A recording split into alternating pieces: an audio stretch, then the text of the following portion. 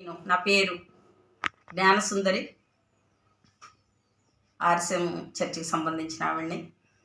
అది ఖమ్మం అండి, మాది గుట్టల బజార్. ఫస్ట్ ప్రవీణ్ పగడాల గురించి మాట్లాడాలనుకుంటున్నానండి. ఎందుకంటే ఆయన చనిపోయే దగ్గర నుండి ఎంతో వేదనగా ఉంటుందండి. ఎందుకంటే నా ప్రభు గురించి ప్రకటించే ప్రవీణ్ని ఇలా దారుణంగా హత్య చేశారు కాబట్టి అందు నిమిత్తం నేను మాట్లాడాలనుకుంటున్నా.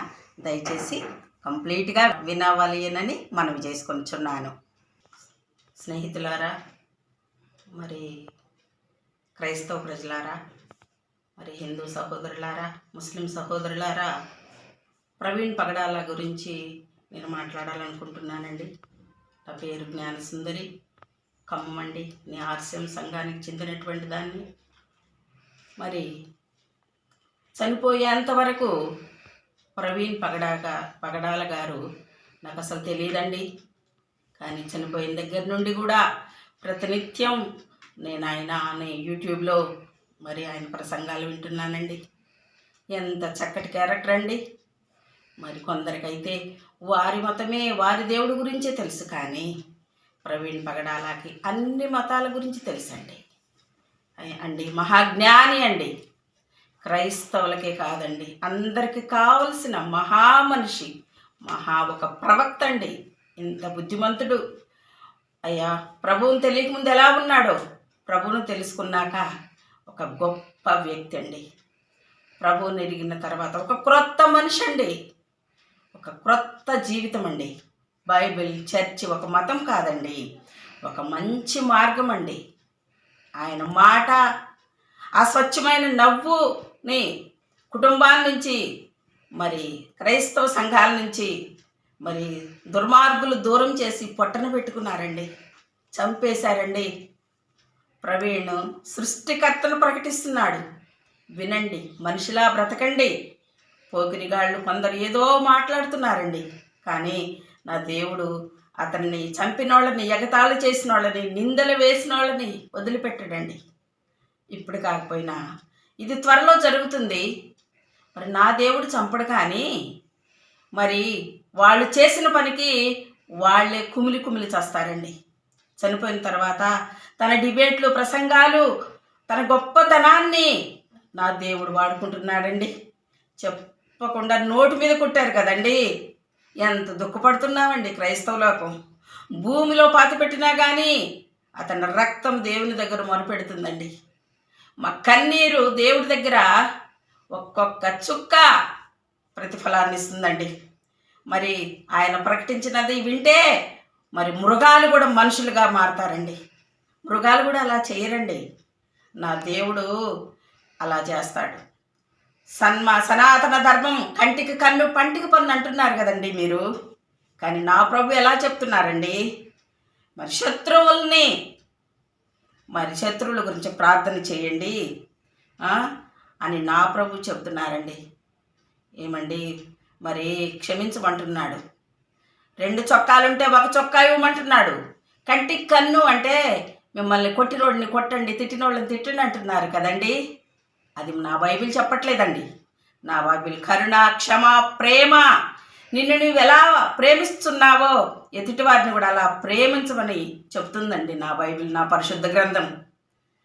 కానీ త్రాగి చనిపోయాడని నింద వేశారండి. చనిపోయిన దానికంటే ఈ నింద కొరకు క్రైస్తవ లోకం ఏడుస్తుంది. మా ఏడుపు మీ మీద, మీ బిడ్డల మీద, మీ కుటుంబాల మీద ఉంటుందండి. త్వరలో దేవుడు అది చూపిస్తాడు. ఇప్పుడు ఇంకా ఎక్కువ క్రీస్తు ప్రభువును గురించి ప్రకటిస్తామండి మేము. మాకు ప్రకటించమని మా బైబిల్ చెబుతుందండి. మరి భార్య జెస్సికా, మేము మిమ్మల్ని క్షమిస్తాం, కానీ మా దేవుడు క్షమించడండి. మీరు నిజాన్ని అబద్ధం చేయగలరేమో, కానీ మరి చూచుచున్న దేవుడు మా దేవుడు. మరి మా ఊరిలో ఒక నిజం చెప్తున్నానండి. మా ఊరిలో మా స్థలంలో, మా ఫాదర్ కొన్న స్థలంలో సిలువను పెట్టాము. హిందువులు వచ్చి తీసేశారండి. 3 చనిపోయారండి. ఇది నిజం. మీరు మా ఊరు వెళ్ళి కనుక్కోండి. 100 సంవత్సరాల క్రితం కొన్న స్థలం అండి మాది. మీ కాగితాలు లేవు, ఏమి లేవు అని సిలువను తీసేస్తే ఒకడికి పక్షవాతం వచ్చింది, 3 చనిపోయారండి. హమారా ప్రసాద్, మరి అసలు పార్వతి, మరి రాధా మనోహర్ దాస్, అసలు మీరు ఎవర్రా? మమ్మల్ని తిట్టడానికి మీరు ఎవర్రా? మిమ్మల్ని మేము అంటున్నామా? మిమ్మల్ని మేము చంపుతున్నామా? మా క్రైస్తవులు శాంతియుతంగా ఉంటారా, ఎవరిని ఏమనరు. మరి ఇంత కుట్ర పని చంపారు, మీకేమొచ్చింది చెప్పండి? నా దేవుడు వదిలిపెట్టడు. మరి మేము మొరపెట్టి కన్నీరు విడిచి ప్రార్థించినట్లయితే ఏదైనా జరిగి తీరుతుంది. ఇది గుర్తుంచుకోండి. మరి దేవుడు అది రాసి పెట్టాడు. ఏదైతే ఈ లోకంలో ఉందో అది భూమి మీద జరుగుతుంది. నా బైబిల్ గురించి చట్టం కానీ ఏది కానీ వచ్చింది. మరి సూర్యుడిని చంద్రుడిని చేసింది నా దేవుడు. మేము ఎన్ని సంఘాలు ఉన్నప్పటికీ ఒకే దేవుడిని ఆరాధిస్తాం. ఒకే సూర్యుడు, ఒకే చంద్రుడు, ఒకే భూమి, దేవుడు కూడా ఒక్కడే అని తెలుసుకోండి, అర్థం చేసుకోండి.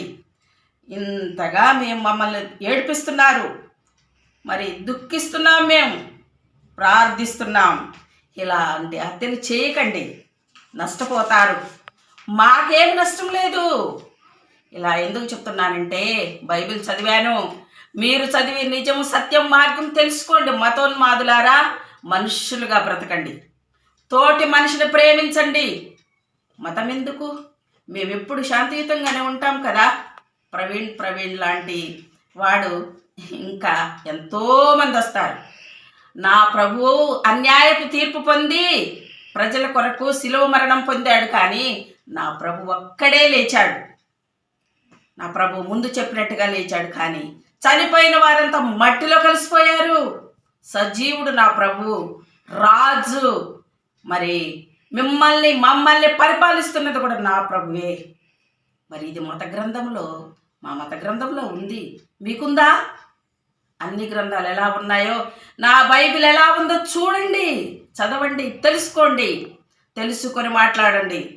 మంచి బ్రతకండి.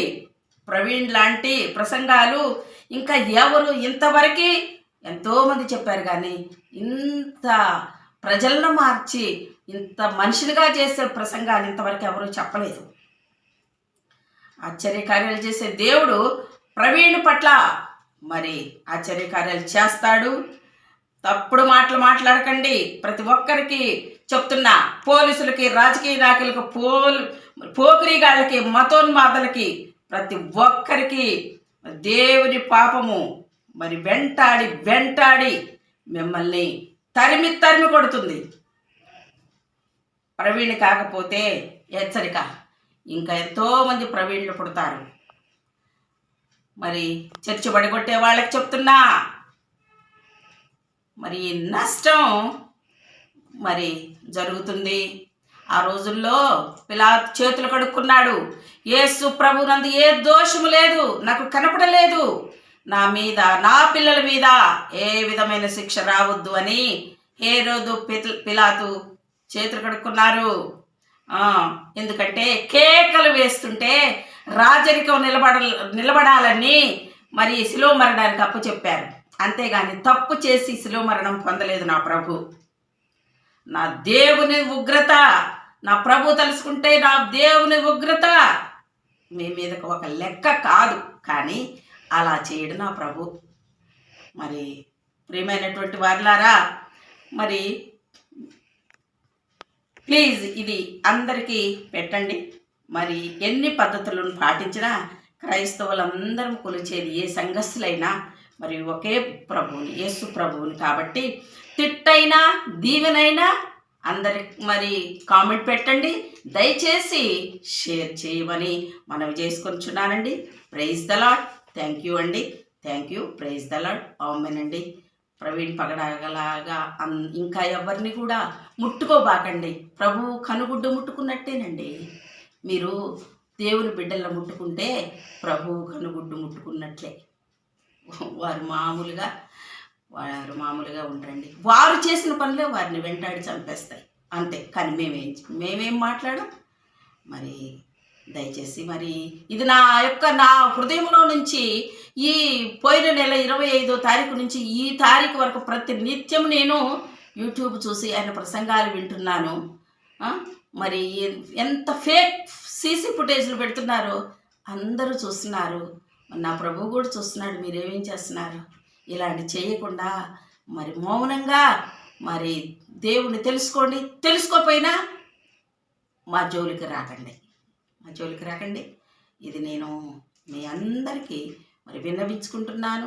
మిమ్మల్ని మేము క్షమించిన నా ప్రభు అయితే క్షమించడు, క్షమించకూడదు కూడా. ఎందుకంటే ఇలా క్షమించినట్లయితే మీరు ఇలా చంపుకుంటూ పోతారు కదా. అందుకని నా ప్రభు క్షమించడం. ఇది మాత్రం నిజం, ఇది మాత్రం సత్యం. ఆమెన్.